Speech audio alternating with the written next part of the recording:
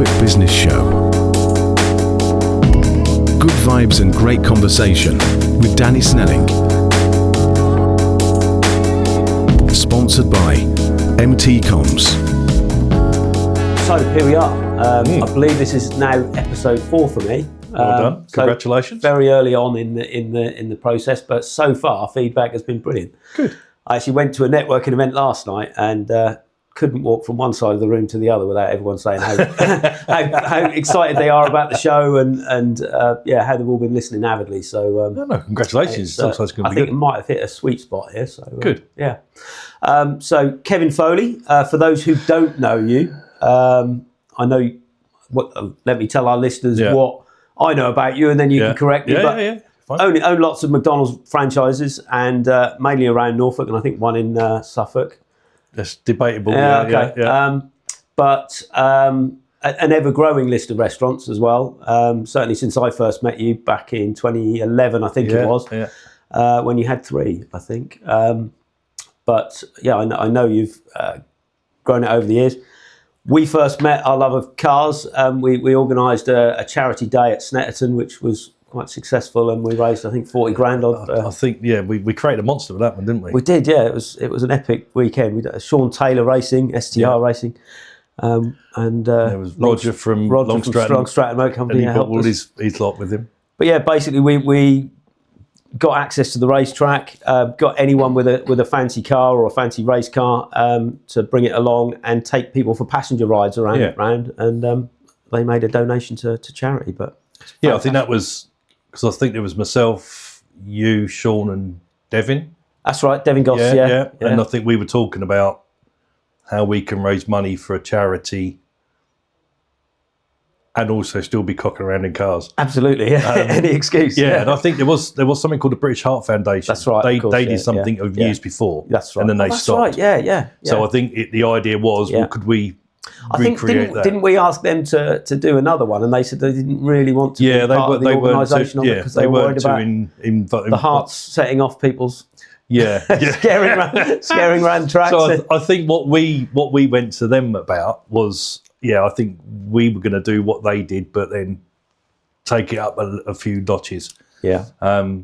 We did that 2011, I think, run for about 4 years, didn't it? I think the most in one day that we took, they only run for a day, didn't they? And I think the most we took for the charity was about 47 grand on the last one, which was phenomenal. And it was literally just people flooding in when we opened at 9, and we always had a real bad day, wasn't it? November was the only day they would give us. That's right, because it was the only time the track was free, obviously. Yeah. So it was never particularly great weather for hooning around the track in flash cars, but and we had so many people volunteer to bring their cars. With Martin Donnelly, the F1 driver, he came up, didn't we? A few touring car drivers came up with their cars. I'll always remember Roger gave us his motorhome stroke lorry to organise things from, and it's like that was a little bit overkill. That was for Snetterton in Sleepy Norfolk, but they cool. were really good days. That was a great amount of money raised for a great charity, or a couple of great charities. And there seems to be a theme here, because I think the second time we got together properly was on the NC 500. We done the Canary Ball Rally, the second one, I think it was. You didn't come on the first one, did you? No, I didn't. No. I didn't know about the first one. The second one, I was all over that one. That was up through the NC 500. That was amazing scenery and great company. Yeah. So again, raising money for charity and cars. So they're definitely a common theme here. Definitely, yeah. So let's go back to the start where it all began. For you, anyway, where'd you grow up? Tell me your story. So originally I'm from South London. Was born in Charlton. I'd have never guessed. Yeah. You got this Norfolk twang now. Yeah, have I? No, you haven't. South East London. I was born in Charlton. Got 2 younger sisters. So when I was born, my dad used to work on the River Thames. So he's actually a waterman. So he's got a certificate for being a waterman on Thames. Then went from there. He then became first mate on the River Thames's first floating restaurant called the Father Thames. Did it move around? Yeah. He used to go up and down the Thames. Oh, wow. It was the first one they sort of did. so he was away quite a bit, up and down the Thames of an evening. Then that was sold and he got made redundant. I think he was unemployed for about 3 weeks, and he said he hated being on the dole. Absolutely despised it. I didn't like doing it. And we just happened to be in Woolwich in southeast London as a family, walking down the high street, and there was signs on the window of this new American restaurant that was coming to town. And when was this roughly? This would have been just before Christmas 1974. Right. Okay. Year I was born then. Yeah. I was older than that. Yeah. So as I said, he didn't want to be unemployed. He'd take anything. So he went in and asked for a job, got hired on the spot, and that was his first taste of McDonald's. That was their very first restaurant in the UK. Oh wow! So that was the first restaurant. Yeah. Wow. So he started working for McDonald's right back then. I had worked previously, so at the age of 13, I worked for a local greengrocer, mobile greengrocer. And what age were you then when you started? I would have been 11 then. See, this is I've seen this pattern before. Yeah. People who are in business, you always ask them, when was your first job? And it's always mine was like 7 years old working in my dad's chip shop. Yeah. So everyone I know who's got their own business seems to have started that process early. So going back to South London in those days, it was always mobile something. It was a mobile. So this guy Nibby had a mobile greengrocers. So I'd be dropped off at 7 o'clock in the morning, and we'd load the van up and we'd go off on our round. And my job was just to carry the old ladies' greengrocers and stuff to their house, and I'd get the half-p tip stuff. So I did that for about just over a year and a half till I was 14. And then I worked part-time in one of the McDonald's restaurants in Eltham in southeast London. I did a Saturday and a Wednesday night. And at the time then, my dad was supervisor for that area and senior supervisor.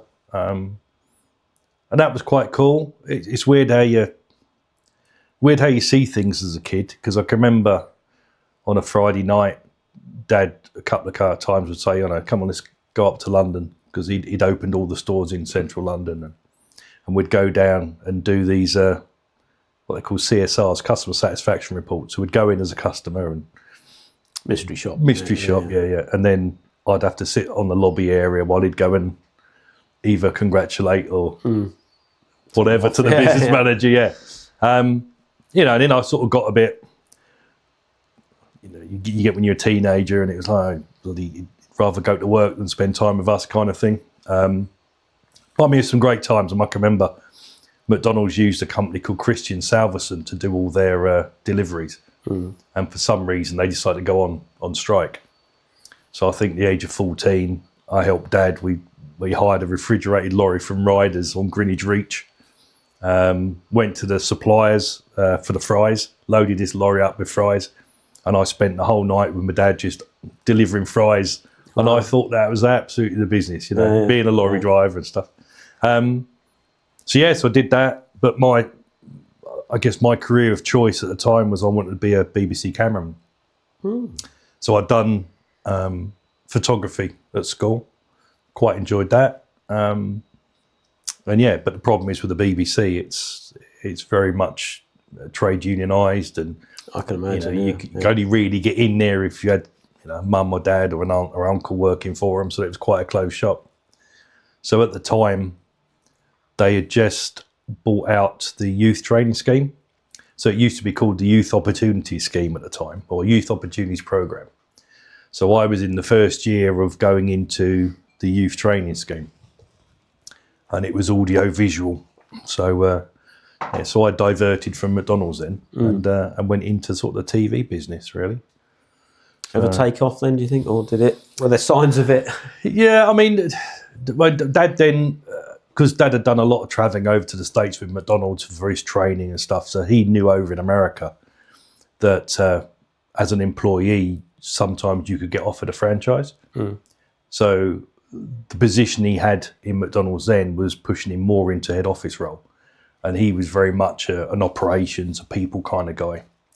And he knew by moving any further up, it would just mean more office work. So he approached McDonald's and wanted a franchise, which they offered him, and he moved up to Norwich, probably mid 80s. This is running a franchise, This was buying a franchise. Yeah. So they offered him the one in Norwich. So he had Westlegate, just down the road from John Lewis.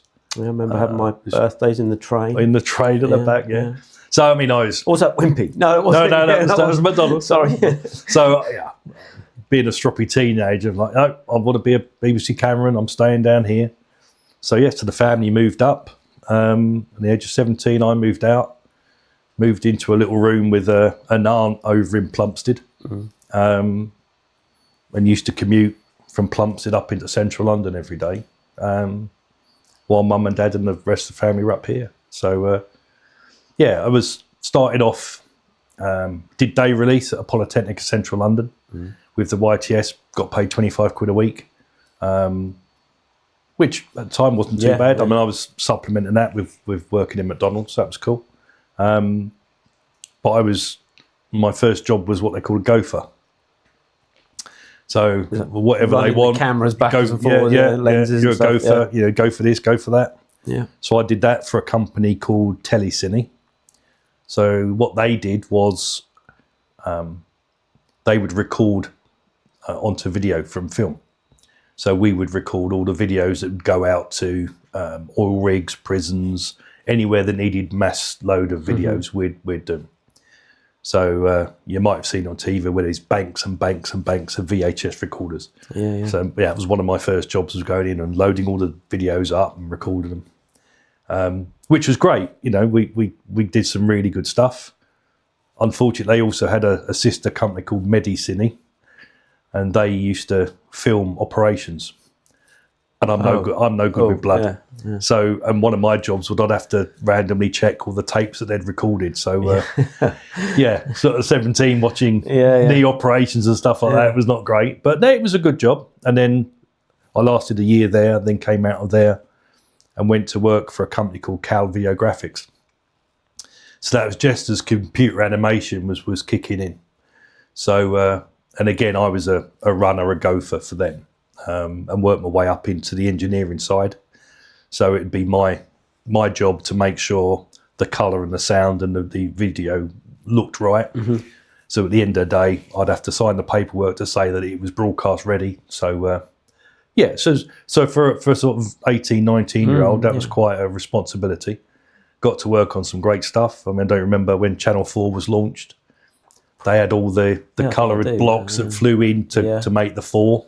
So we did that. We did the 9 o'clock news, the 6 o'clock news credits. We did a bit of work on the Money for Nothing Dire Straits video. Wow. The Sledgehammer by Peter Gabriel. Some of that we did, rostrum camera stuff. So so a lot of stuff. At the age of 18, 19, working. Well, it's just cool to be able to say, isn't it? Yeah, working in Covent Garden as well. 3 doors down from Stringfellows. Yeah. So we'd go in there after work and mingle with the page 3 models and stuff like that. It was fantastic life. Yeah, sounds good. But and then decided that I wanted to look at my future rather than sort of the now. So I moved up 88, 89 and joined Dad at Westlegate. And that sort of... And it was still just the one then? He had that one, and he had the one at Boundary Road, the big drive-through that ran by Astor. Yeah. So he had those 2 when I first moved up. So so I spent my early sort of training manager years at the Westlegate branch, which was a bit of a monster. I think I can imagine. 20 tills. So you'd have 20 people on each till, on all the tills on a Saturday morning. And at your age as well, it's still fairly great. So that was so it was And I don't know, school. Presumably school down there. You didn't go to uni then? No. School was. I went to. It's a bit of a cringe name, St Winifred's. Infants of primary school. Not sure why that would be cringe, but so that was primary school. Then went to an all boys school, St Austin's in Charlton. the only notoriety it had was that it was Jim Davison was about 3 years above me. Oh God! So it's quite funny when you listen to him talking about school, and you can go, "No, that didn't happen, Jim. That didn't happen." Yeah. And, but yeah, that's not there anymore. It's just a housing estate. So yeah, it was all right. I mean, I never really liked school. Never really gelled with school. So I think my very last day, I was quite happy to get out. And because I wasn't very good at school, uni wasn't an option. I was quite surprised that I got into the YTS scheme and got this one day at Polytechnic. But I think doing that one day a week at Polytechnic, I realised that wasn't my kind of thing. Yeah. I'm more happy. There's academic, isn't there? There's practical. Yeah. So it was, that was enough for 1 day a week for them. But I wasn't a uni kind of person. So then, I guess, came up here, started working in Westlegate, and did you work your way up, or just go on every bit of the floor, if you like, different? No, well, I mean, yeah. So I had the benefit that I'd worked part time in South London, so I'd done a bit of work in there before. But no, to become a training manager, you had to do every station. Yeah. I worked with a manageress called Karen. So Karen, if you're watching this, hello. Formidable character. Learned a lot from her. Got to first assistant there. Run that one. Then she went away and had a baby, so I run the store for her there. And then for some reason, my dad thought it would be a good idea to open a restaurant in Wroxham. Oh, okay. So so we opened that. So I was running Westlegate actually when the library caught fire. Oh, I remember that. Do you remember that? Yeah. So we were running teas and coffees and drinks up to the fire, and all day we're there. Yeah. So then I moved over to Wroxham, and we opened Wroxham in the March. And then I think 8 weeks later, Roy's department store burnt down. Oh, yeah. So I don't think anyone's made the connection that I was at both yet. But yeah, so that was weird. Yeah, we'd only literally just opened that one, and I got the phone call from Dad at about 4 o'clock in the morning that, can you get over there? Which side was it? I can't remember. Was it? That was on as you go over the bridge. It's the one on the left-hand side. Yeah. So so I got in my car and drove over there and got stopped at the bridge by the fire brigade, and I said, "Look, I'm coming in to open up the McDonald's. If I can." They went, "Yeah, okay, go in." So I can remember phoning some of the staff up, and getting their mums and dads. "Do you know what time of morning it is?" I said, "Yeah, I know, but Roy's is burning down and we've opened up." "Oh, yeah, okay." So I managed to get a couple of crew in. And we just spent the rest of the day just sort of feeding and watering the fire brigade. I think it was 120 firemen there at the height. So, I run that one for a while, and then moved from there then over to the one at Hall Road at Tuxford, and run that one. And then I think on one of the conversations I had with McDonald's, it was, where do I go now? Because Dad's the franchisee, I'm running one of the restaurants. What do I do? Because I knew over in the States they had a system called second generation. So a son or a daughter of a franchisee could buy into the business. So they said, well, it's not something we'd... Buy into one of the existing restaurants or buy a new... buy one of theirs. Right. So they said, well, it wasn't something that they'd geared up to. Yeah. I mean, Dad was the third franchisee in the system, but the first company person. So it hadn't been anything they'd been thinking about. So they went off, and about 18 months later came back and said, it's what we'd like to do with you. So I did the deal, bought the Tux one off my dad. Weirdly, he picked the 1st of April. And can I touch on, bought? Yeah, presumably you hadn't saved up enough then to buy it outright. Was there some help from McDonald's? Was there some help from Dad? There was a bit of help from Dad. Certainly help from Dad. So with McDonald's, you can't gift restaurants to anybody. You've got to be approved before you get into the franchise process. So there was money I had put aside. There's some money that Dad helped me with, and then it was literally he helped me with the sort of foot in the door with the banks. I think because my dad had been working with the banks for such a while, they were quite open. They were like, yeah, okay, well, we know the business. They were really helpful. Presumably fairly safe bet even today. I think the banks. I few. mean, McDonald's have got very good relationships with sort of the three of the really sort of key banks in the UK. So they know McDonald's business inside out. So it was.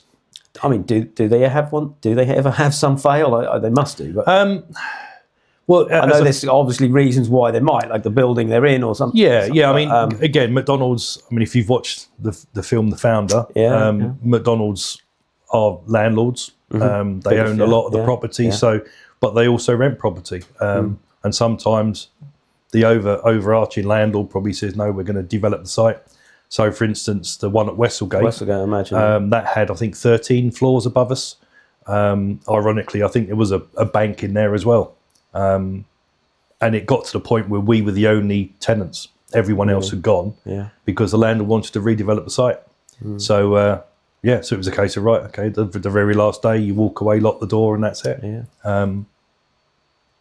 So I sort of worked on that, got the Tuxwood one, and then, as I say, that was the 1st of April 1999 was when I took over, which was and Dad was my first customer.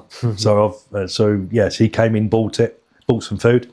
The next customer came in and bought some food, paid with a £5 note, and I've still got that £5 note in the frame. It's weird how that sort of stuck with me. I just really want to make a point of doing that. It really is. And then probably about a year later. Did Dad pay? I made sure he paid. So then after that, I think about a year later, in the January, I got a letter from McDonald's saying they were looking at a site at Norwich Airport, which they were going to offer me. So I bought that one. And then 2 years after that, they opened the one at Brundle. So I bought that one. Oh, right. Yeah. So they offered me that one. So we run 3 for about 8 years. So there was 8 years of nothing really happening. And I guess... well, I'm sure it wasn't nothing. It was finding your way around, I guess. Yeah, I mean, it was hard. Fine-tuning things, Yeah, it was hard. I mean, being a manager of one restaurant, you think, I can do this. At what point did you, because you got separate offices now, at what point did you do that? So I think guess that allows you to maybe work on the business rather than in... Exactly, yes. I mean, that was after Brundle had happened. So I then moved into, I had a desk in my dad's office. So it was, and my sister worked for him as well. So my sister had moved up with them originally. And she then went into the office and started doing the bookkeeping with my mum. And we did payroll as well from the office. And has it always been the same company set up, like Kevin Foley Ltd, or... having that separate parent company, isn't it? Yeah, I mean, K Foley Limited, I was a sole trader for a year. And then when we started knowing we were going to add more stores on, it was a case of, right, well, we need to do something probably a bit better. So then we opened, didn't take me very long to come up with the name K Foley Limited. Well, when you look at some of the other names now, you think, I wasn't very creative at the time, was I? But we did that. But it still isn't publicised. It's not, it's not the company that people know. And I think that's one of the issues as well, is that because it's a McDonald's, the majority of the customers don't realise they're franchised. And I guess that's something I've been doing over the last 3-4 years, is probably working on brand K Foley Limited, just to showcase the fact that, we are local. I'm a local businessman. We employ local people. It is a local business. So, yes, we've still got a yellow M. I wasn't going to touch on this till later, but you kind of brought it up being the local. But, one of the, I don't know, it doesn't look bad on you, but certainly from a local business point of view, it's almost like you're alien to us. And I've had the same thing, because I've run 2 franchises, so I know, and we're almost forced to buy through head office most products and services. And for that reason, I once went to join Buy Local years ago, and they said, "Oh, no, you can't, because all your money goes to head office." Okay, but can you use local people? There are some stuff we can do. Yeah, I mean, I think we said before, I've been to a few BNI meetings and stuff like that, and I'm constantly getting printers come up. Well, we can work with you. I can do all your tray liners and do your really good cost. And it's like, I don't think you can. You can't compete on that level. No, the economies of scale. I mean, McDonald's do so much. That's how McDonald's runs, because it fine-tunes everything down to the... I mean, locally, as far as food products go, no, it's just that is a no-no. You can't... You can't go out and source from anywhere else. I mean, locally, the things we do, I mean, we've got a local guy, Nick from Net Central, looks after any IT I've got, which generally tends to be laptops for training and stuff. We use another franchise, Signs Express, Ken Venables at Signs Express. For any graphics we need, but again, there's hardly anything there. No. Most of it is, if anything gets torn or damaged. Who else we do? We use James at Spire for some sort of high reach window cleaning stuff. And just some local security companies. So and of course Ian from Larkin Gowan. So it's a really weird place to be. So you feel like you are self-employed, but you also quite a lot of time feel like you're employed. There's a good list there. I mean, you try to buy local where you can, I guess. I mean, even when we do the refurbs, essentially McDonald's will say, right, you're using this particular construction company. But recently we've tried to bring some local guys in because, once the construction finishes and they've gone and there's any snagging, if the company's based in Leeds, trying to get them to come back and do snagging is quite hard. So if you've got local people involved, they come in and they can help you out. They've got a bit of a tie to that business, so it's good. I don't know, so where are we up to now? How many restaurants have you got now in total? So now we've got 14. Wow. So I did go through a period of about 8 years with just the 3. It's really weird because I think it was probably because of the Kevin Foley brand. Working under my dad, I wasn't exposed to the people in McDonald's that probably a normal franchisee would be. Yeah. So they didn't know who I was, what I could do. And I think then when I became a franchisee, there was a fair degree of them thinking that I'd only got there because of who my dad was. Yeah. So I had to deal with that quite a lot. And I think that period of 8 years was probably probably where I felt that I was sort of out on my own and, this was going to be it, 3 stores and that's it. I guess naively thought that if I'm running good restaurants, the rest of it will come with it. But no, so then for 8 years, it was a case of working on the brand. With McDonald's, they've got quite a unique system where there's different groups set up. So there's people, operations, and financials and stuff. And on those groups, there'll be a majority of franchisees sit on them. So they work in collaboration with McDonald's. So we get more involvement in the running of the UK arm of McDonald's rather than just your own business. And also good for McDonald's because they get feedback from people who are at the coalface, if you like. Are the majority of franchisees got a group of restaurants, or are they mainly one person? The majority of franchisees will have, I think the average store now, the average group now is around about 4.5 restaurants. So there are some people who've just started off that have only got one, and there's some that are on a joint venture of around 30 restaurants. So there's a big range of store numbers. So we like to be involved and give back. So I think in those 8 years, I then started getting involved in that. I was in an operations group and then into an IT group as well. And that then gave me access to the heads of the departments, and you get your name known, and that you're asking them questions, they're asking you for feedback. So, and then through that, then when new restaurants come up, and it's like, okay, we've got a restaurant coming up in Snetterton, who we got around that area. Oh yeah, I know Kevin, and so it gives you those opens those doors. Absolutely, to get you noticed by the people that make the decisions, I guess. And then unfortunately, then COVID hit. Big time. We came out of COVID, did really well, and ended up with 3 new restaurants in the space of 8 months. Yeah, I think going back to pandemic, I just seem to remember, were you one of the first areas to sort of shut down the restaurants, or yeah. From other, I seem to remember something around you taking the first step in the McDonald's. I think most people remember the videos on the news of the queues around the drive-through lane, because we broadcast that we were shutting at 11 o'clock that night, and that would be it for however many weeks. People buying burgers to stick in the freezer, weren't there, or something? Mate, some of it, that was horrendous. Yeah, just getting people coming in buying like 50 hamburgers or 30 Big Macs and 40 ice creams just to stick in the freezer because they'd feel they couldn't deal with it. But so that was hard. And I guess the worst thing for us is we'd only really started dipping our toes into the delivery market. Yeah. So we were using Uber at the time, and we were doing it slowly so we could build up to what we knew we had to do. So we then had to just stop doing everything for 8 weeks.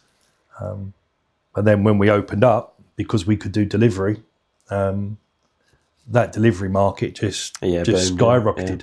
But you paid everyone during the time? Everyone got paid. We kept in touch with everyone. We had lots of team calls, like most business. I'd record once a week from them from home, just to try and keep in touch with the staff. Did some silly videos, try and keep people going. Your staff do know you, and they still do, I assume. Yeah. Because I've often seen you sitting in the restaurant as I drive through the drive-thru and wave at you through the window. We tried to keep in touch with them. I mean, we had pop quizzes going on. We had all. But surely with 14 stores, if you walk in a store now, do they all know you, or? I think they probably know of me. Yeah. And do you get round all your stores? I wish I could. It's hard. I want to get round them a lot more than I do. I didn't realise how much paperwork and stuff behind the scenes you do, and we're now we've got 1,500 staff now. Wow. So to do all that and to keep the restaurants running and all the other stuff you do with a big business, it does keep me out. And I can understand now. I said how I felt as a teenager with my dad. I can understand my dad's point of view now. He only took me there because he wanted to spend time with me, but had to work. And also the fact that the bigger you get, the more you get pushed into an office-based stuff. I mean, would you say the pandemic was the biggest challenge you faced, or is it? I don't know. Is it financing? Personally, me as a business, probably yeah. I mean, as a business owner, the pandemic was something that no one could have predicted it. No, it's just how you dealt with it, isn't it? It's everyone has their story of how it went for them. But I guess in your case and big businesses' case, it's more about the responsibility of the staff and you're feeling. Yeah, I mean, under pressure. That was hard. I mean, I was very keen to make sure that the mental health of the staff was key. So, I mean, we had business managers that would go and do drops from some of the staff's houses of food and stuff like that, just to make sure that the ones that we knew could be struggling were looked after. I say meeting up with them on Teams. We did that sort of every few days. So my videos became a little bit of something they wanted to catch up on a Monday night. It's a bit like Sunday night with Top Gear. It was like Monday night with videos with Kev. Silly things like having my head shaved by my son, and but no, that was hard. I mean, we got a fantastic base of customers who really wanted us to reopen. I think there was even a massive big social media that they wanted. Was it Mark Morrison's Return of the Mac? They wanted that played. So I think McDonald's put that on our first advert when we came back. And then ironically, McDonald's were told by the government that because of the way the restaurants are set up with the delivery windows or the drive-through windows, we didn't really need to have closed, which was a bit of a bit awkward. But no, and then once everyone was back to work, our business just took off because I think people had missed their fast food fix. So we had a very good year after that. So, but that was painful. Painful. But certainly your biggest challenge. And do you think you learned anything from that, or is there anything else that you think maybe was a mistake and you've learned from now? I think that the thing I've learned is just how important it is to look after your people. And I think talking to the people that came back to work with us after that, they really appreciated us taking the time to reach out to them as individuals and as groups, looking after their well-being and stuff like that. Yeah. That really, really highlighted how you've got to look after your people. The fact we sell burgers, I think, is a byproduct. We're in a people business, whether it be your internal customers or external customers. Yeah. It's how you treat both of those. It helps your main, the burger part of it. So, I've always got to touch on technology in this thing because I've got to remind myself why we're here. But obviously being McDonald's, it is driven by technology, I'm sure, even since the very early days with the measuring of each portion. And obviously in the film, that's how they fine tune and do everything. It's all technology based. So, over the course of your time in McDonald's, what are the real, real winners in technology? Is it the point of sale, the screens, or would you say it's? Yeah, I think the whole technology with the drive-through thing. I mean, I must admit, we were as a company, we were quite slow to develop our IT business. In the early days, if you were a business manager and you showed any kind of flair with the computer, you were then seconded into the IT group in McDonald's. I can remember we rolled out a human resources and scheduling system, and my job was to roll it out to my dad's 3 restaurants at the time.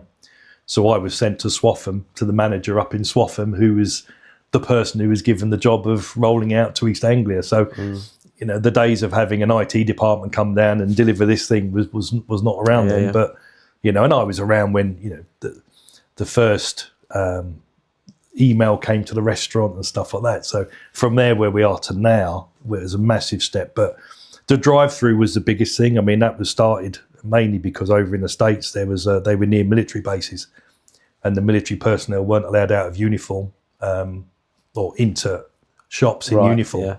So a franchisee sort of decided, right, well, we'll put a hole in the wall and serve the military through that, and that's been fantastic. That was like 60% of our business at some point.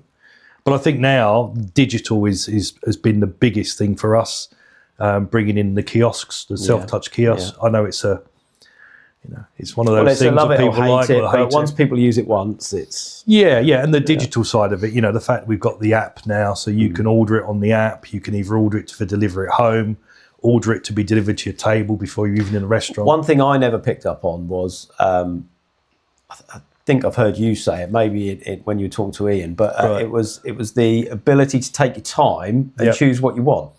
Whereas when you're in the queue, you feel under pressure to sort of just say the first thing that comes in your head. So going back to Westlegate, when we had 20 tills, on a Saturday you'd be in a queue, you'd be standing in the queue, you'd get to the till and you'd be thinking, right, this is what I'm going to say, this is what I'm going to say. You get to the till and as soon as that person says, can I help you, it's like, I forgot everything. And you just resort back to what you always have. Exactly. So now with the app as well, you can come into the restaurant, sit down, you can open your phone, open the app, and you can order, you can take your time to scroll through it and then select table service. I think you need to make more of that, because that's a good selling point that not many people think about, because they all think, bloody technology. I'd rather just walk up and talk to a human being. But that for me... most people, it's quite funny, because when we started doing kiosks, it was, no, I'm not going to use them because all it is people losing their jobs. We've actually got more people working in the restaurant now than we did when we didn't have kiosks. Really? Yeah. Because we have to have the delivery side of it done. The customer side of it, the customer interfacing side of it. And I guess the people on the tills, although that's all most of what we see, there's just so much that goes on behind the scenes. Well, that person used to take your order and go and get your order and bring it back. Exactly, so now all they're doing is they're seeing the order on the screen, they're still going and getting the order and then bringing it to your table.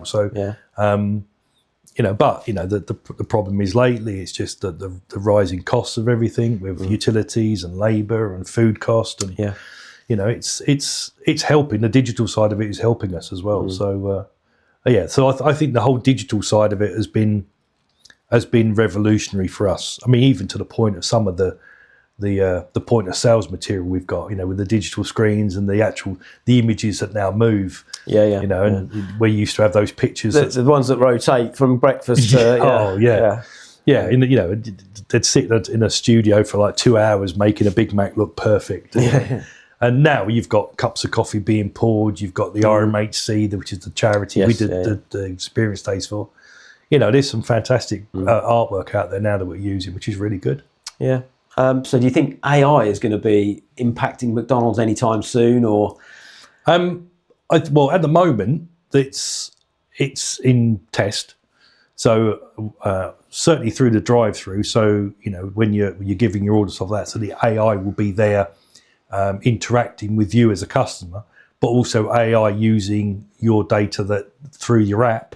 Oh wow! So it knows what I might like. So it knows what you might like. Yeah. It might then say, "Well, hang on a minute. Danny normally has the Big Tasty when we do it, so we'll pop the Big Tasty up if it's this newest thing." So AI is being tested at the moment. We did look at having more mechanical stuff in the kitchens, like. Do you know what? I've always wondered when that would come in, because I mean it was in test in the States. But financially, to be able to afford to put that amount of kit into a restaurant, our kitchens aren't very big as it is. So then to have, but going back to the films, even the movements were, whether you have to take one step or two, or not step at all to do one process, not another process. It was all cutting down on seconds. So I mean, that's one thing we do. We're always looking at the operation side, the procedures, how we can reduce steps. And again, this goes back to how many staff we've got on. Rather than have one person doing 25 steps, if you can introduce someone else who can simplify that job, then that's what we'll do. But certainly automating the processes. I mean, we've got things, back in the old days, the grill used to be just a flat grill. You put the meat on and then you turn it after halfway through the cooking process. Now we've got great big, basically like sandwich toasters that do the meat. Yeah. So our process is you take the meat off and that's it. We've got, back in the day, we used to have the fry baskets. You would have to open the bags and tip the fries in the baskets. Now we've got a machine that does that for us. It weighs the product in the basket, so we know how much we can get out of that. So a lot of that side of it has been automated, but actually having robotics involved, we're not set up for that. We haven't got big enough kitchens, and the cost would be phenomenal. And at what point would you know if they're exploring that route? Certainly with the voice, when you're ordering. Well, we were at the Worldwide Franchisee Convention. I took my managers, supervisors over with us to Barcelona, and they teamed up with Google, so they're working quite heavily with Google now. And Google had a stand there that was showing you the voice interaction with AI, and they had someone then who was multilingual, so they were testing it in all different languages, and it was picking up what the person was asking for. So it's coming. It's coming. I mean, even now, like if the editing software I've got for this, if I say a wrong word, I can delete that one word and replace it with the right word in my voice. Yeah, and that's free software. Yeah, so it's moving, which is worrying. It is very, because I can make you say anything in this. I mean, that's the thing. I think AI can be absolutely revolutionary for industry and for business. Yeah, but I don't think it's going to replace too many humans too soon. No. But obviously, it is in certain fields, and more fields. Certain fields are going to be affected more than the other. But I just think you've just got to embrace it, because there's nothing you can do. It's not going to go away. No. You just got to embrace it and use it. Yeah. And because certainly for us, it's going to be more a case of helping us understand what a customer wants from us. So by using AI to look into here comes Danny again. Is he pissed tonight, or is it if he's pissed, he'll have this? No, it's coming. It's coming. It's on test. Doubt we'll see it this year, but it's certainly in the background, and we'll use it as best we can. So. Brilliant. But it won't be at the detriment of letting people's jobs go.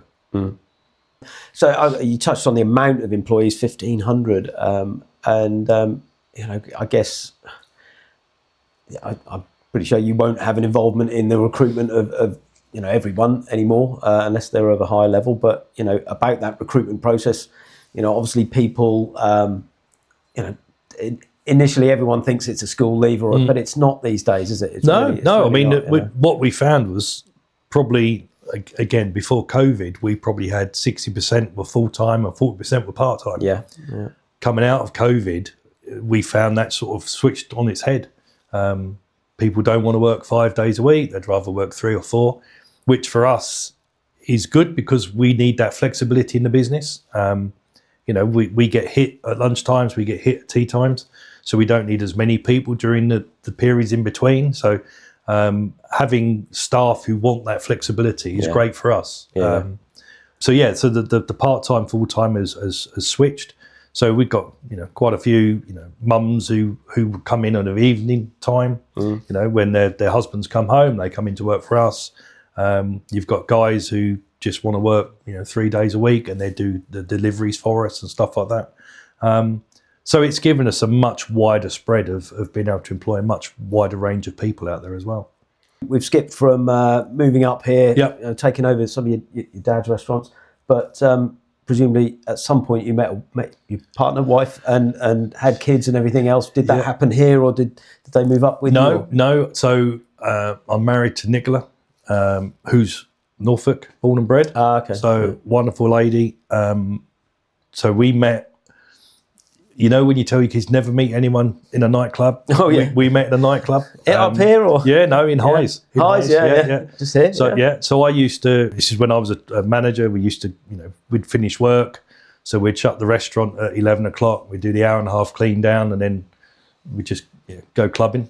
And I was in Highs one night, and a friend of mine came up and said, "Are you drinking?" I went, "No, I'm just finished work. I'm driving." They said, "Oh, could you do me a favour? I've got to go home, but my mate's here, and I want to make sure she goes home. And I've known you a while. I trust you. Can you make sure she gets home?" So I was, yeah, fine. So she introduced me to this young lady, Nikki, stunning lady. I'm like, okay. So she said, "No, that'd be brilliant. We're off. See you later." And off she went. I turned around, and Nikki disappeared. Oh God! And I'm like, lost Nikki. Okay, this isn't going to be good. So so then for like an hour, didn't see her, and then. I don't know I don't go clubbing now, so I don't know what it's like. So you're doing with clubbing, the lights would start dimming and then there'd be the slow song. Oh, yeah. And you knew that was when it was winding up. Yeah. So slow song come on, I'm like, I need to find her. Looked around, couldn't see her. And I'm starting to sweat. I'm thinking, Tracy's going to kill me if I don't get this girl home. And all of a sudden the lights went on and ping, she was there. She said, "Right, we ready?" I said, "Yeah." So, so I took her home and dropped her off. And weirdly, we say about cars and stuff. So, she phoned me up and she said, "Do you fancy going on a date?" So I thought, well, these Norfolk lasses are a bit forward, aren't they? So I said, yeah, where do you want to go? So she said, "Have you been karting before?" So I said, it played a bit cool. No, not really. So she said, "Oh, do you want to go karting?" And that was when there was the Norwich Kart Centre on Vulcan Road. Indoor karting. Yeah. It's great. So strolled up there, turned up, because I've ridden motorbikes since I was 13. So I had my crash helmet on and stuff like that. And she just took one. She went, "You've done this before, haven't you?" So we just spent the evening I think I was just lapping her, I think. And from then we got engaged. And ironically, it turns out that when she was 16, she actually worked in Westgate McDonalds. Oh, wow. But when I met her, she worked for a company called Independent Access Supplies. So they used to hire out cherry pickers and stuff. Yeah. So when we started dating, one of her jobs was going to the big hole in the ground in Norfolk, which was Castle Male, when it was being built, and she was going onto the building site and signing off these cherry pickers for these buildings. So that's how we met. We've got 3 fantastic kids now. My daughter Darcy's 24. She's studying to be a veterinary nurse. She's down at Hartbury in Gloucester at uni. So proud of her. My eldest son, Elliot, is a personal trainer at David Lloyd Gym, doing fantastic. He's been doing that for the last 6-7 months. Yeah, I think I've seen or heard of what he's up to. Doing really well. Yeah. And he also plays for Norwich, for Wyndham's first team, rugby. So he loves doing that. And then Lucas, who's the youngest, he's 19. He's actually working in Tuxford, so he works 5 days a week there. Yeah. So, but he wants to go into acting and drama. Yeah. So he's taken a bit of a year break, earning a bit of money, and then wants to do a bit of travelling before he goes into uni. But so we have talked about whether he wants to be 3rd generation franchisee. So I am the first first generation franchisee in the UK. And if he wanted to become a franchisee, he would be the first third generation. I guess you're hoping that. So, yeah, I mean, the business... No pressure, but... There's no pressure, no. I mean, it would be lovely, but the business, to where it was when I took over from my dad to where it is now, it's a completely different business now. And whether I'd want him to be doing that now is debatable. And what is the end game, I guess? What are the options available as McDonald's franchisees? Presumably you can sell them back to them at any time, can you? Or? Yeah, they're not, don't really want to be doing that. No. So they would rather have franchisees in the business, because as a franchisee, you've got skin in the game. Yeah. You know your location better than they do. You know your brand. What sort of percentage are franchise versus their own? I think we're now 98% franchised. Oh, really? In the UK. Yeah. Oh, wow. Yeah. So I think they run around about 200 restaurants. Oh, wow. But yeah, no. So for me, if I wanted to exit, it'd either be find a franchisee that wants to buy the full team. So the way they can do that is someone could relocate up here. So if someone's, probably landlocked down in London somewhere, if they've only got 3 restaurants but surrounded by the franchisees, they could possibly sell their 3, then buy my full team. Or it could be there's 2 other existing franchises in Norfolk. There's Lee, who's got Lowestoft, and then there's Carol Rogerson, who's got the rest of Norwich that I haven't got, and also Ipswich.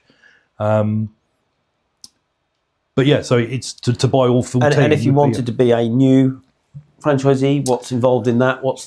There is a process. It has changed recently. So it used to be you have to have 25% unencumbered money to buy a franchise. So the franchise fee, or of buying the actual restaurant. So there's £30,000, which is security fee, a franchise fee, and then there's it could cost you around about £200,000 to get into it. So that's the 30%. Yeah. Well, no, £30,000 is a security fee. Yeah, and then you've got around about £200,000, which is the amount of money you need to put into a restaurant. The rest of it can be borrowed. So did you say 25% of the cost of the actual restaurant? Yeah. That's actually less than I thought. Yeah, well, it depends on the cost of the restaurant. So yeah, of course. But that's got to be unencumbered. So that's not money you can go to the bank for. And presumably that wouldn't buy you a Snetterton, for example, with the 2 floors and. Yeah, it could be. Yeah. Or a Chroma or the Broaden Gate kind of restaurant. So, So I mean, it could be a case of, if I wanted to retire, say in 10 years' time, what we could do is I could turn around to McDonald's and tell them, then they could put a new franchisee, say in the High Street in Yarmouth, to get them weaned into it, and then eventually work into buying the restaurants off piecemeal. Or say we could have someone who could relocate up here. So, actually not as big a numbers as I thought. It's not, and it's a fantastic business to be in. Well, I'm presuming the returns are good, but it's obvious. I mean, the returns have diminished enormously since my dad was around, and costs have gone up. But it's economies of scale. If you got one restaurant, it's hard work. It's certainly a lot harder now to make the money than it was sort of 10 years ago. We're now facing the national insurance contributions. And that's going to cost. That's costing me an extra £400,000 this year, plus the minimum wage increase. I mean, we've always paid higher than minimum wage anyway, so just to keep us ahead all the time. And it's not just the general staff. It's have you put a figure yet on what that? Not yet, no, because we're still working out where we are with pay rates. Because you talk about your general staff pay rates. But then it has a knock-on effect with all the other tiers. Of course it does, yeah. So we've got general staff, we've then got the staff trainers, and then above them we've got the shift runners. Yeah. So if we don't move those up as well, they're going to be paid. What your suppliers are going to have to put their prices up by to compensate. So Yeah. They put their prices up as well, so it all impacts it. So yeah, and I guess. Leading on from personal life, how do you maintain a balance? Do you maintain a good balance, or are you still working 70 hours a week? No, I mean I've quite lucky. Sort of about 3-4 years ago, I took on an operations manager. So he was what they call a field consultant. So his role was the bridge between me and McDonald's. So he would make sure. I don't like to use the word policing. So he would come in and do the audits to make sure we're upholding all the levels of operations that McDonald's have got. But it'd also be a conduit for me and McDonald's. So any ideas I had, I could feed through him. And it got to a point where we were getting to the number where we're at. And I thought, well, I need some help. It was the opportunity for him then to come and work for me. So he's come over. And over the last sort of 3 years, I've rolled back the amount of time I'm around. I'd say a lot of my time is sort of office-based now, which is not really where I want to be. So my role this year is going to change a little bit more. So giving him a little bit more freedom, if you like, on the operations side of it, as long as we stick within the McDonald's remits, and then doing a bit more of the charity work and stuff like that. So I've just joined a cooperative called the Seed Cooperative. So there's 25 local businesses, and what we pay in a set amount every month, and then using the community fund, Norfolk Community Fund company, we've found 5 charities, local charities. So every month they're going to get a set fee. So rather than having to go out and fundraise, they know they've got a set amount coming every month. So we've done that over the next 3 years. So nice. So that's something that's just started. We actually had first meeting last Thursday to get the ball rolling. So there's some five charities we're getting involved in. So the Samaritans. There's Samaritans. There's another charity called Shrublands Community Centre in Yarmouth. There's Open Road. So they're based mainly in Kings Lynn. So they started off, and this is where it's going to be weird, going into cars again. So they started teaching 14-year-olds who got kicked out of school and stuff like that. So they started teaching car mechanics. Then they started getting more and more kids coming in. Then it started getting a few more teenagers. Now they work with people up to the age of 20. Fantastic facilities they got up there. And then they've also then worked on into construction. So they teach those skills as well. And they're just about to open in Thetford. There's so many of these charities that you just don't hear of. There are. I mean, I don't know about you, but every week I seem to be contacted, and it's heartbreaking. Because you can't you want to try and help and money to everyone, can you?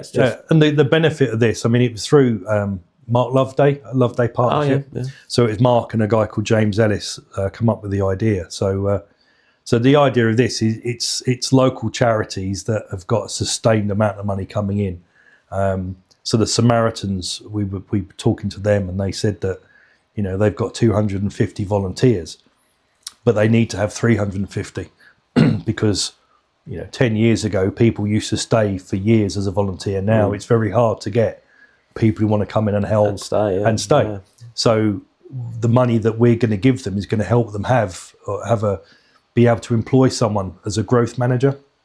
So their job will be to recruit those volunteers they need. So I think it's really important to do local. I mean, we've always done local charities, haven't we? So, but this just I do feel that, that. The initial ask from most charities is money, but there are so many other ways that we as businesses can help them. And if they don't necessarily realise it, it's very difficult. Like you say, if only other businesses knew that they could maybe be, looking for volunteers and just getting businesses to promote that they need that. Well, this is one of the things we said on Thursday. I mean, I don't want to do disrespect for the ones I forget, but I mean, in the group, we've got Aspect Roofing or Construction. We've got solicitors in there. We've got Bread Saucer in there. There's an array of businesses in that sector. And what we've said is not only can we give them the money per month, is if they need help with anything. Absolutely. Whether it be volunteers, whether it be we need to source something. Yeah. And being entirely unselfish as well, I'm sure they wouldn't mind saying, look, we donated this, we done this for this charity. And I mean, talk about the Open Road charity in Kings Lynn, the kids they work with are potentially our customers and also potentially our employees. You know, if once they get to sort of the 17, 18, if we can help them by employing them while they're also doing their training with Open Road, it gives that person the life skills they need to then move on to something bigger and better. Yeah. So, I don't know if you've got anything you want to, I don't know, shout about what you're doing. Have you got any more restaurants planned or anything? You're not involved in the new one that was at Mousehold in Riverside? Well, I mean, McDonald's are always the ones that go for those sites. So they've got a massive, big property department who are always out there looking for sites. So until they've got contractors in there and started building, we don't know who it'll be. So, I mean, I'm myself and Carol are what we call leading edge franchisees. So we're ticking all the boxes. So as long as you're ticking the boxes, and there's a franchise that comes up in your area, then you'll always be looked for as the primary franchisee. The difference is obviously when you've got two franchisees in the same area, it's which one's probably going to be impacted the most by opening a new restaurant. So the one at Riverside will be they'll be doing delivery. So Carol owns the one at Hay Hill and Chapelfield. So they do a hell of a lot of delivery business. So the one at Riverside will probably impact that. So that one will probably go to Carol. Yeah. The one at Mousehold, we don't know yet who's gonna be getting that one, because we've both got stores near them. I mean, I've got Broadland Gate and the Norwich Airport. Carol's got. And presumably it's not a question of whether you want it or not. You want it. Again, it comes back to the impact. Yeah. You know, if we're going to open a restaurant, I mean, I can remember when.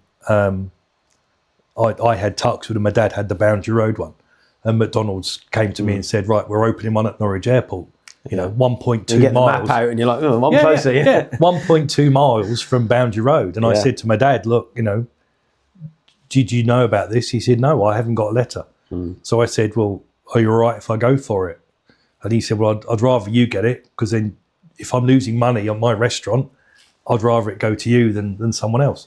And as it was, we opened Norwich Airport and Boundary Road sales went down 40%. I was then thinking, why would it matter how close? But of course, you know, you're going to be impacted, aren't you? Yeah. I mean, Boundary Road, he lost about 40% of his sales when we opened. So, you know, impact happens. So it's, I mean, McDonald's are very good. I mean, they do look at it. And if you are impacted, I do think the Mousehold one, perfect location, it really is, because it's not really that much that way. And I often go over, I'm in Old Catton, so I often go over to the Broadland Business Park that way. That's where my boat's moored, so I often go that journey there, and there's other than Broadland Business Park, on the halfway home, God, that's going to be fatal for me. I mean, that's going to add at least a stone a year to my middle line.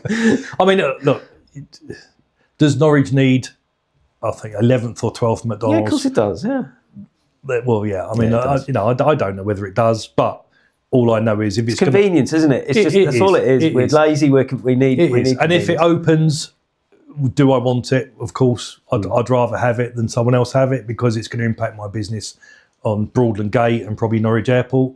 So if I'm going to impact it, I'd rather that come to us. We're set up to take it on now. I know there are a local residents group that were against it.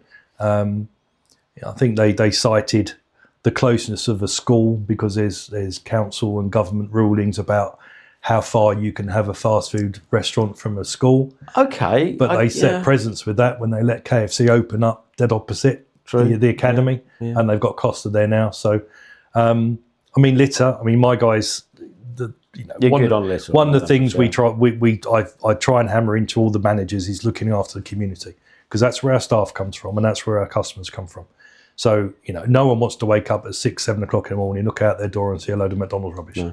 So the caretakers we've got in each restaurant, they're challenged to make sure they're doing that. We do regular litter walks. We'll do, you know, beach walks up at Yarmouth and at Cromer. So we try to do what we can. It is hard. Hard. You're never going to please everyone, are you? But no, and the problem is, you know, with being drive-through, you know, people will drive wherever they've got to drive, and unfortunately, there are people who still chuck it out the window.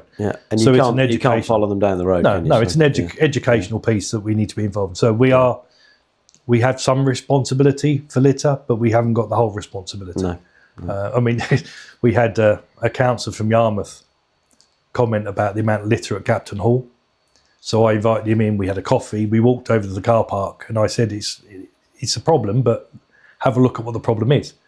And we sat there for 10 minutes and watched the seagulls climbing into the bins and just pulling everything out. No way. And that was so a lot of it was the seagulls pulling out. I mean, if you go to Yarmouth, those seagulls are terrible. I bet. Yeah. You know. So yeah, I mean, we try and look after the community as best we can. So. And one thing we've missed is, of course, Ross. we can't have an Ross interview at the airport. Yeah. No, he's fantastic. I mean, I have a regular monthly night out that always ends up in McDonald's airport. If I could 3D print him, that would be fantastic. Yeah, he's been with me over 10 years now. Am I right in saying he's got a Facebook group of his own or someone following? There is a Facebook group saying We Love Rossi from McDonald's Norwich Airport. Yeah, I mean he's lovely. I mean he's got this memory. So if you meet him for the first time and he'll ask you your name, if you don't go back in there again for 6 months, you walk in and he'll go, "All right, Danny, how are you?" You know, and that is such a great thing, isn't it? You know, it's such a great, and he's like that with everybody. Yeah, you know, and if I could replicate that, it'd be fantastic. So he's a fantastic employee. He's a character, all right. Every restaurant's got people like that, which is why I like the business, because you just. I'm sure every restaurant has, but but he's a standout. Yeah. He's a standout. But yeah, brilliant. Well, I mean, the only thing I like to ask my guests, and I intend to ask future guests, is how can we help you? Is there anyone you can think of that might be in our audience that can help you, be it through charity, through anything really that, I don't know, you're perhaps stuck with or need help with or want to promote? Can you think of anything like that? I perhaps should have prepped you for that. Question, but I can't imagine it's more people wanting Big Macs in your example. But is there anything you do struggle with or would love to find is there anyone you'd like to be introduced to that might be in our audience? I mean, I love being introduced to anybody. I mean, that's the good thing about this seed cooperative is the fact that it's introduced me to 24 other businesses that maybe we wouldn't have got together. Stevie, who's got Bread Sauce, he's on the panel. First thing he said to me is, "Oh, Fat, I've been wanting to meet you for ages." Yeah. So I just love meeting the people that are out there with the business. So, but again, with Seed Cooperative, we're always looking for more businesses to get involved. So, if there's anyone out there that wants to get involved in a regular contribution to local charities and do good, I mean, it's also a fun thing to do as well. I mean, we meet up sort of 3-4 times a year on a sort of a social basis. Presumably, the commitment level, the donation level would £500 a month. Okay. So it's from a business. I know it's £500 to some people is a lot of money per month, but for a business to do that, and it's the collective. So when you multiply that by 25, or if we're going to get bigger, that's an awful lot of money being sent to the charities every month. So I'll certainly mention that to some people who might be interested. Cool. Okay. Thank you, Kevin. Thank you very much for coming on today. Anyway, it's been a pleasure. I don't know how this is going to evolve or how big this is going to get, but well, good luck with it. I think it's brilliant. From feedback so far, I've hit a little. I don't know, untapped market, I think. Well, I've got at least 5 people who want the contact details. Yeah, good man. So it seems to be going from strength to strength, and I've got a growing list of I think I'm up to about 300 people who want to get on the show. I want to get some of my big guns out of the way with first to get build a following, if you like. But I'm honoured if you think I'm one of the big guns. Oh, absolutely, mate. absolutely. But pleasure to have you here. And thank you for the time. I hope you get the Mousehold restaurant. Thank you. If I do, I'll see you in there. Yeah, you will. Kevin, thank you very much. No problem, mate. Thank you. Cheers. The Norfolk Business Show. Good vibes and great conversation with Danny Snelling. Sponsored by MT Comms.